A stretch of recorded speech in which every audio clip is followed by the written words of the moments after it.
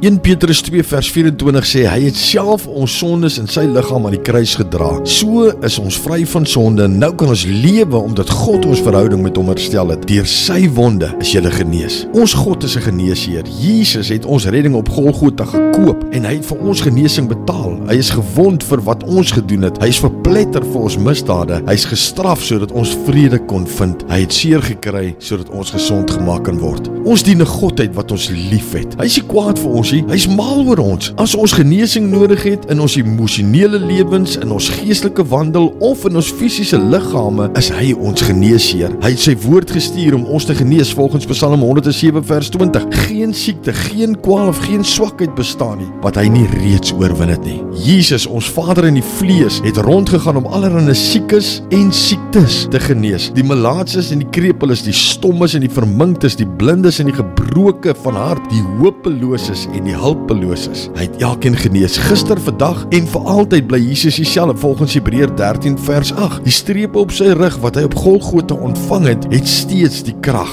om ons heel te maak. Het jy seer? Vra hom om jou te genees. Word jy gepynig? Vra vir die aanraking wat bevryding bring. Is jy gebroken van hart? Vra hom om jou wonde te verbind. Ly jy in siekte? Vra vir die woord wat verlossing bring. Van die begin af het God ons verseker, ek is die Here wat jou gesond maak, volgens Eksodus 15:26. Neem hom vandag op sy woord. Maar Vader, dankie Here dat U ons genesing betaal het voor, deur die straf wat U ontvang het op Golgotha. Dankie Here dat U woord gestuur het sodat ons genees kan word. Dankie Abba Vader dat alles wat ons nodig het reeds beskikbaar is vir ons. Ons loof U, ons prys U en ons eer U in Jesus se naam. Amen.